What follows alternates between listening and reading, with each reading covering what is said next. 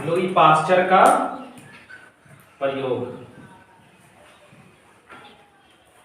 Louis Pasteur का प्रयोग 1864 में हुआ था, है ना। देखिए लुई पास्चर ने 1864 ईस्वी में एक प्रयोग किया था, ठीक है।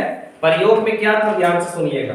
उन्होंने पहले क्या किया कि एक फ्लास्क लिया, क्या लिया, फ्लास्क।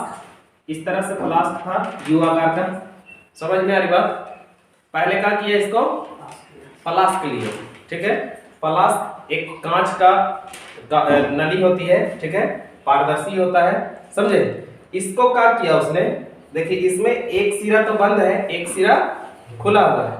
इसको फिर क्या किया, इसको गर्म कर दिया। जब गर्म कीजिएगा ये वाला कांच को तो मुड़ जाएगा। वो मोड़ा तो जानते हैं, एस आकार के ऐसे मोड़ दिया,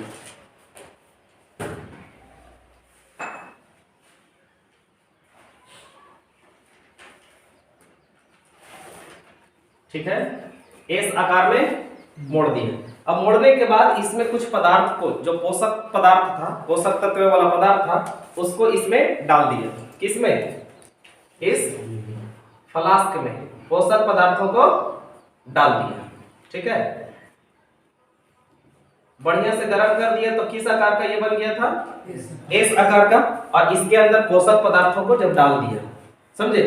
अब क्या करता है, इसको भली भांति पूरा गर्म करता है, समझे। तो ये पोषक पदार्थ जो अंदर का होगा वो तो बढ़िया से गर्म हो जाएगा, है ना। गर्म करने के बाद क्या किया कि इसको सील कर दिया। सील मतलब क्या होगा, पैक। सील मतलब पैक, बंद कर देना। बंद इसलिए कर दिया ताकि ये जो बाहरी वातावरण है ना, इसमें से कोई भी चीज अंदर प्रवेश ना कर सके, समझे।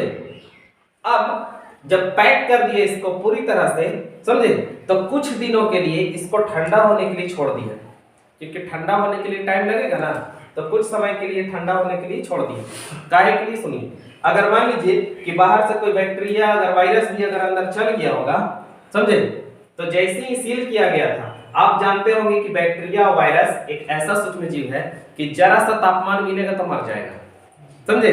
टेम्परेचर बढ़ने से क्या होता है, वो लोग मर जाता है। तो सोचिए अगर भूल से अगर इसमें आ भी गया होगा, पैक करने के बाद उसको तो सबसे पहले कि ऑक्सीजन की अनुपस्थिति में बैक्टीरिया श्वसन करती है या अभाव में करती है, समझे।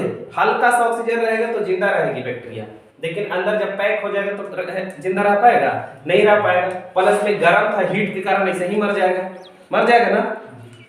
तो अभी तक उसने देखा कि इसको पैक कर दिया, पैक करने के बाद ठंडा होने के लिए छोड़ दिया, फिर लंबे समय तक इंतजार किया, देखा कि इसमें तो कोई जीव बन ही नहीं रहा है। भाई बन भी कैसे सकता है। हालांकि पोषक पदार्थों को छोड़ दीजिएगा, आप अपने घर में ही कोई भात वगैरह हो, खुली हवा में कुछ दिन तक छोड़ दीजिए, पहले तो दुर्गंध आएगा, उसके बाद फिर आप समझ रहे हैं कितना कीड़ा मकोड़ा उसमें लग जाएगा। देखते हैं ऐसा होता है ना, ऐसा। यानी ओकरा में क्या होगा ना कि बाहर से कोई उसमें सूक्ष्म जीव आएगा, उसमें अंडे देगा, अंडा फूटेगा तो वो दूसरा प्रकार की कीड़ा बना लेगा, यही ना होगा। इसमें क्या हुआ कि लंबे समय तक इंतजार किया, लेकिन उसमें किसी भी प्रकार के जीव उत्पन्न नहीं हुआ। अब क्या करता है कि एस आकार का जो बनाया था, इसकी गर्दन को तोड़ देता है। चलिए इसकी गर्दन को तोड़ देते हैं। जब इसकी गर्दन टूट जाएगा तो बताइए कि इसमें बाहरी वातावरण से सूक्ष्म जीव प्रवेश कर सकता है या नहीं कर सकता है, कर सकता है। तो इसके अंदर क्या हुआ कि बाहरी वातावरण से सूक्ष्म जीव प्रवेश कर गया। ये बाहरी वातावरण से जब सूक्ष्म जीव प्रवेश करेगा तो अंडे देगा, है ना। अंडा फर्टिलाइज होगा, फर्टिलाइज होने के बाद फटेगा तो और भी सूक्ष्म उसमें जन्म ले लेगा। तो देखा कि इसमें विभिन्न प्रकार के और भी जीव उत्पन्न हो गए हैं, समझे। इससे वो जानते हैं, इस प्रयोग के द्वारा ये बिल्कुल पूरी तरह साबित हो गया कि पृथ्वी पर अगर जीवों की उत्पत्ति हुई है तो पहले से स्थित जीवों से हुआ है, ना कि अपने आप। अपने आप रहता तो बंद था तो कहीं नहीं हो गया, लंबा समय तक भी इंतजार किया। और अजीवी पदार्थों से, यानी अजैव, जिसमें जान नहीं है, उससे हो ही नहीं सकता है। एकरा में जो पोषक पदार्थ था वो जैविक था कि अजैविक था, अजैविक था।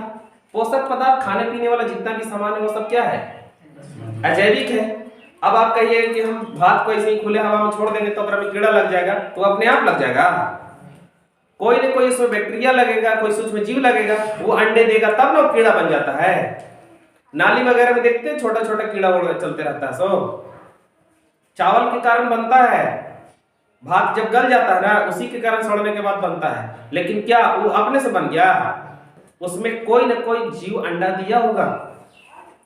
अब तक के जानते हैं रेडी का प्रयोग से भी साबित हो गया था, समझे? उत्परिवर्तन के कारण आनुवंशिक परिवर्तन होते रहता है, ये भी सब था, यानी कि पूर्व स्थित जीवों से ही हुआ है। ये सब के अलावा पूर्ण रूप से पूरी तरह से इनका जब प्रयोग था ना, लुई पास्चर का प्रयोग, तब सब लोग समझ गया। नहीं तो जानते हैं रेडी साहब जब प्रयोग नहीं किए थे उससे पहले सब जो मिस्रवासी लोग थे ना वो सब सोचते थे कि पानी बरसती है ना तो उससे मछली वगैरह निकलता है। ये जो नाली का जितना कूड़ा कचड़ा है वो जब सूख जाता है तो उससे मेढक जन्म लेता है, उससे बिच्छू जन्म लेता है, उससे छिपकली जन्म लेता है। सोचिए वहां के लोग कैसे अंधविश्वासी लोग थे, उस अंधविश्वास को तोड़ने आया था। यानी अजैव चीजों से कभी भी जीवों को उत्पत्ति नहीं होगी, जब भी होगा तो किससे होगा? जैविक चीजों से। ये पूरी तरह से प्रयोग किसका था?